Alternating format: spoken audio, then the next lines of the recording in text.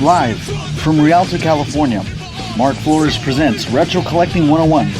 Tonight's topic, 3 reasons to trade the extra games that you don't intend to play. It's all coming live here on the Retro Collecting 101 podcast. Now here's your host, Mark Flores.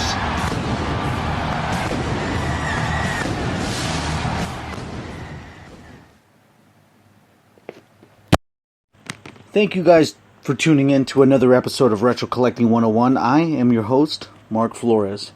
Retro Collecting 101, the podcast where I give you advice, tips, and news on everything retro gaming, whether it's Nintendo, N64, Super Nintendo, anything with a bit to it. Tonight's topic is 3 reasons to trade the extra games that you don't intend to play. Here's an example of what I'm talking about. Early in my adventures of retro collecting, I was very eager in finding all the games I can find. From abstract titles to sports games, anything that was a cartridge, I basically ended up getting. Over time, I realized that I only stick to a few select titles, and the games I usually play aren't the games I picked up, they're usually the games I picked up and never intended to even play. Like, I remember several times I'd just go to thrift stores, and if I found 4 SNES games with a good game in the middle of it, I'd get all 4, because I had this phobia of, what if someone else got those other games and I didn't, and I was slipping. So I'd be stuck with a bunch of bowling and golf games that I didn't really intend to play at all, but I kept just to add more games to my shelf. So now I'm stuck with a bunch of games that I don't play on a regular basis. I know a bunch of you are asking yourself, gee, Mark, I have that similar issue. What should I do in this instance? Unlike the typical answer of me saying that you should go to Game Swappers to trade it all out, but I have some other solutions to what you should do if you're stuck in this predicament. Keep in mind that this is the predicament of just having too many games. More games than you could play, more games than you think it's going to be impossible to play. If you came into the retro collecting scene to collect a complete NES set, This podcast portion isn't really for you, but this is merely advice on the guys who just started collecting a few here and there, and now they're stuck with games that they're not going to play. They wanted to play a few of the games that they liked when they were a kid, but now they wanted more. Solution number 1. Wants and needs. If there's a better statement than this, please let me know. To those that have a few games lying around with no reason to play them, simply think about your wants and needs. If you find a bunch of games at a thrift store and you think that you'll play them, simply go back to your wants and needs. Do I want this game or do I need this game? Keep in mind, this doesn't include the games you want to, this doesn't include games that you want to complete as far as your library. This doesn't count games that you'll find in the wild that you can possibly flip. There would be no reason to go to a thrift store and then not pick up a Link to the Past, because it will be gone before you know it. It will be gone probably that same day. We're strictly talking about games that you'd be interested in playing if you stick to that dynamic. Wants and needs, this whole concept, you just got to keep going with it. Just keep going with it at every spot you go to. So if you find a bunch of games that you already have and you don't think you'll be able to flip, think about your wants and needs. You don't want the game, you don't need it, just leave it there. If it's a game that you're able to flip, by all means, make sure it's a price that you're comfortable buying at to the price you're going to flip it at, and you should be fine. The next step, not step number 2, but advice number 2. Get rid of the filler titles for some credit on some games you'll actually play. I can look at all the games I have on each one of these shelves that I have back here, and I can honestly pick out a few titles that I know I can get rid of.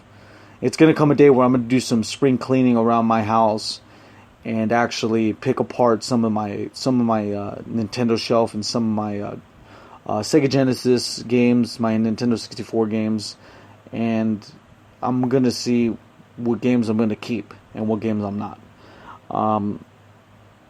The main thing is to get rid of the games you'll never play, to get something you'll enjoy, to make sure you'll be a lot happier without all the games that you're not playing around.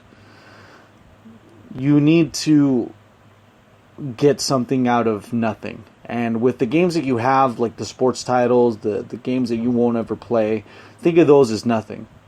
You pile up all this nothing, put it in a box, take it to Game Swappers, take it to your local retro store. You trade it in, and then they have the Chrono Trigger that you've wanted the longest, or they have the, I don't know, whatever game that you wanted for the longest, but you didn't want to pay for it.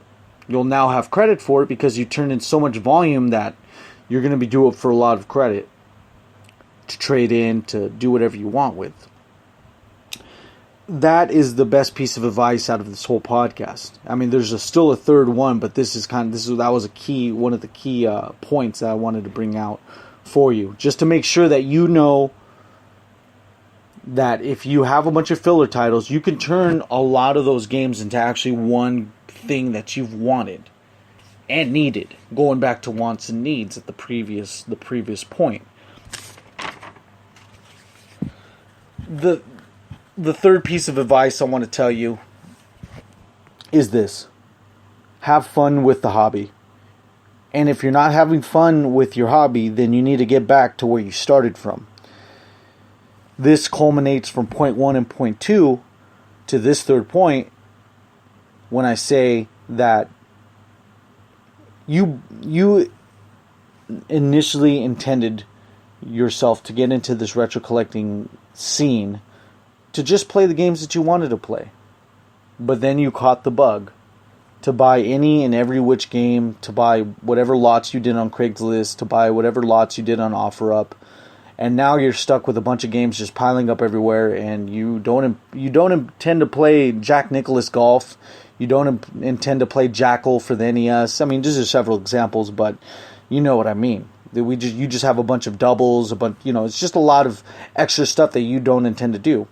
So this is what you're going to do.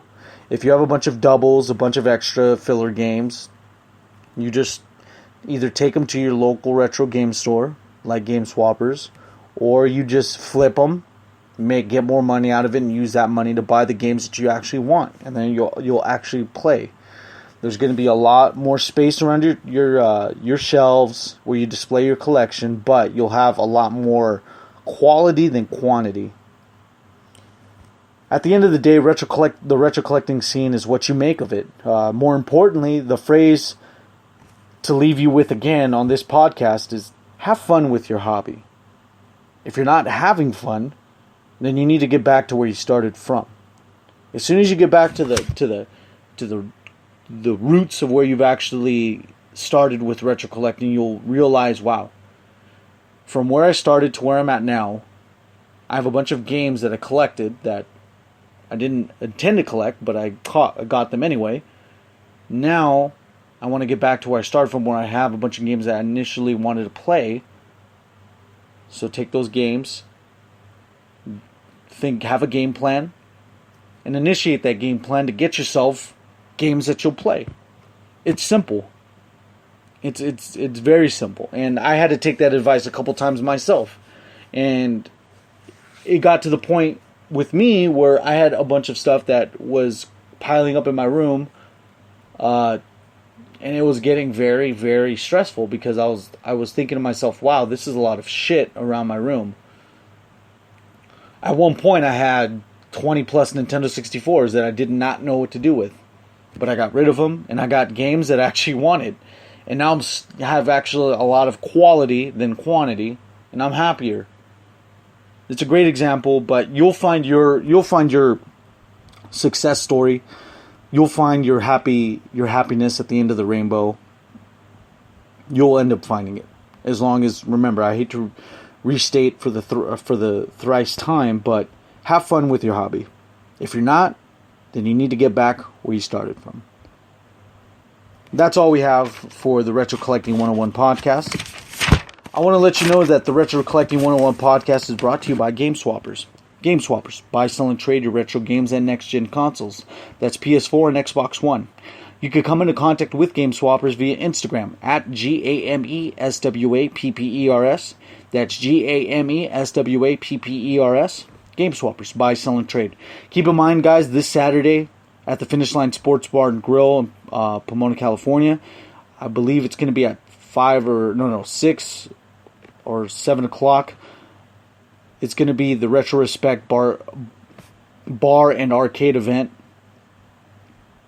It's going to be at the Finish Line Sports Bar and Grill near the Fairplex. There's going to be 20-plus competitive-based games to play on several screens at the bar. And you'll have happy hour drink specials all night. It's 18 and over.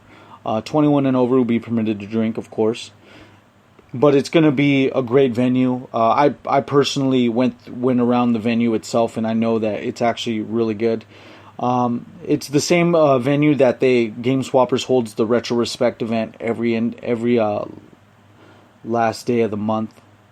So it's going to be something to see. I want to let you know is that every time you do share any which one of my podcasts, whether it's the Pay-Per-View Wrestling Podcast, the Retro Collecting 101 Podcast, or the Mark and Andre Show, you'll be able to get 10% off towards your retro game purchases at Game Swappers. You simply share on Facebook, Instagram, or any form of social media, and you'll be able to get 10% off. Simply screenshot it and show the person on staff, and they'll be able to help you out with that. Other than that, guys, you guys have a good night. Thank you for tuning in to Retro Collecting 101. Have a good night.